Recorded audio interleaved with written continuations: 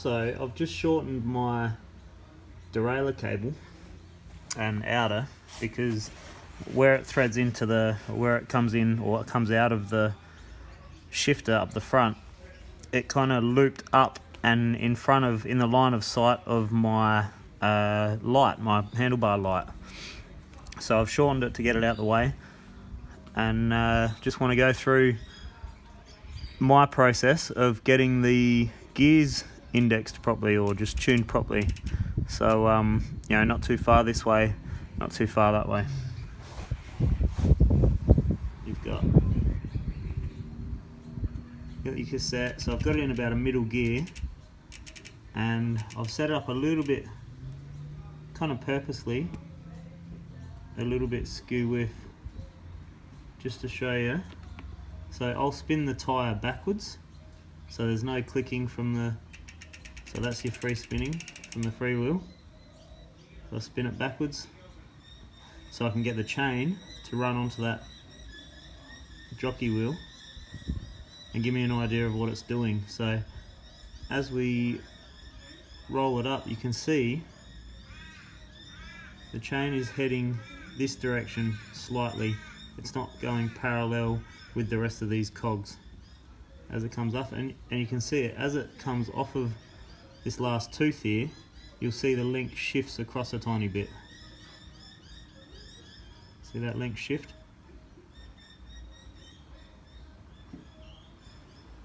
So it's shifting across to get to that jockey wheel, which means it's not perfectly aligned. Being that this is a 12-speed, there's less tolerance for that being out of whack. So your gears will feel terrible if it's just slightly out of whack, and then progressively worse depending on how far out of whack you are. So you can see that it's definitely coming off the edge. So the next step is to go to your shifter, and you've got the barrel on your shifter, the adjustable barrel, the adjustment barrel, and you want to wind that clockwise.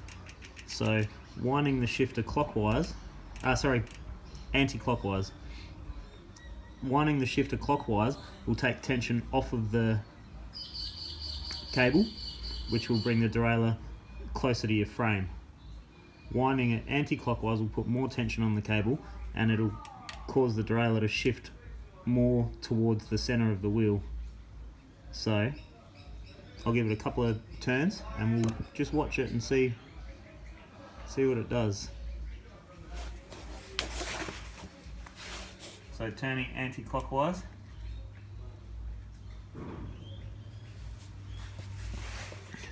So that should be probably a little bit much towards the inner tyre now, towards the center of the wheel now. So I'll give it a little flick just to let it settle into where it is. And you can see now that it's most certainly not coming off to the left anymore. It's almost a little bit too far to the right. So my bike's upside down at the moment, just makes it easy to work on. So let's just run it through the gears and see what characteristics you get from that.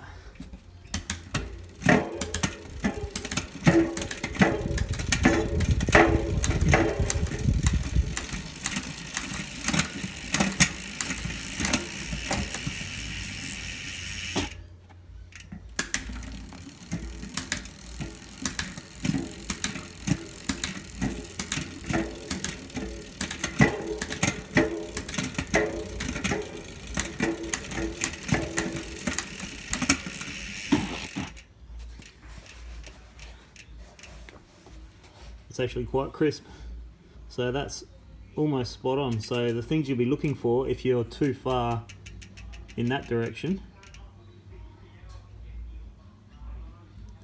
things you'll be looking for is it'll go up the cassette quite easily, so it'll go into the easier gears quite easily, but dropping down it'll have moments or pauses where it won't quite drop into the next gear, and that's just because this jockey wheel isn't coming far enough this way to align it in that next gear. So symptoms of it being too far down this way, so not enough tension on that cable where it was initially when we started setting it up, is it'll go down the gears really easily and really fast, but then coming up you'll get to these larger cogs, the easier gears, and it'll kind of jump on and then back off and on and back off, and it'll be hesitant to get back up to that top gear. So getting that dead center is super important if you want your chain, derailleur, hangers, derailleur jockey wheels, and your cassette to last and not, have minimal damage basically. So that was a pretty simple process, just a few winds, and I'll fine tune that as I'm riding. So riding it around, if I find that it's not dropping down, in this case it'll probably be closer to not dropping down onto these smaller cogs as easy. So if it's doing that, I'll just wind that barrel clockwise a tiny bit, maybe a quarter of a turn, half a turn, and if it's dropping easier, then I'm closer to the sweet spot, and then I'll double check by getting behind the frame, but getting behind the bike and going through this process again where I'm making sure that this cog that I'm in now is directly aligned with that jockey wheel. So there's no force left or right. It's not too far that way, and it's not too far this way. It's sitting right where it should, and that'll maximize your longevity of your drivetrain. Obviously, using correct lube and lubing regularly plays a big part there as well, but setup is everything, and just making sure that it feels good. There's nothing worse than having crappy gears when you're trying to climb or trying to accelerate on a descent really fast. You want your gears to be snappy, and you want everything to work well.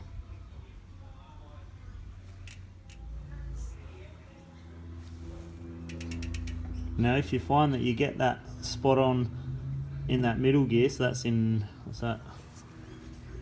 Second, third, fourth, fifth, sixth, that's in sixth gear. You generally set it up around fifth, sixth or seventh, and then wind it up. So bring it up to the easier gears, maybe second or third, and just repeat the same process. Make sure that you're not rubbing on the exit. A little harder to see there.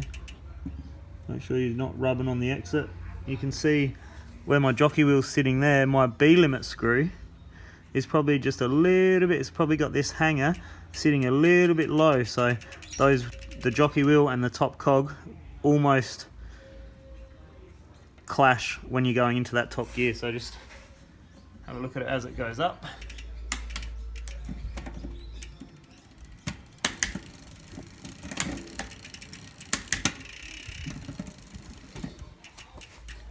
So your adjustment on that B-limit screw, it's not too bad, I'm happy with it.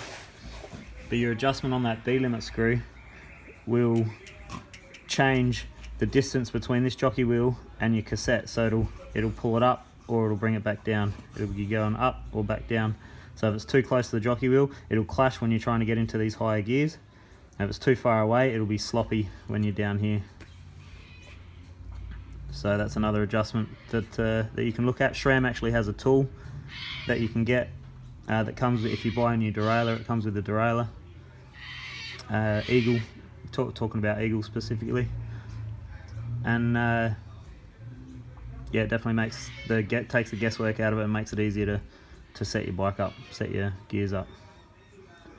But if you've got an issue where in the center here, in this 5th, 6th or 7th gear, you got it running dead center, but you get up the top and it's really cooked, like it's really pushing towards the top cog, or it's floating here, or you get in the down and it's nowhere near center, there's a good chance that your derailleur hanger or your derailleur's bent. So that's something to look into as well. But if you get it set up really good in the center and it's working reasonably well on both ends, then you're pretty well set up. If you do have a bent derailleur and you don't want to upgrade it yet or replace it yet due to money or whatever, you can set it up in the gears that you most use. So if you're mostly using these taller gears, these smaller cogs, then you'd set it up in 8th, 9th or 10th gear to be central, and then as it gets further up this cassette, it'll start to get worse and worse, but in the gears that you're using, it'll be flawless. So even if it's just to get you through a weekend, or if you're away or whatever, set it to be precise in the gears you're using most, where it matters most to you. If you're doing a lot of XC and a lot of climbing, then set it up more towards your top gears. But optimally, you want a straight hanger, a straight derailleur, and your cassette doesn't want to be missing any teeth. So that's just how I set my gears up.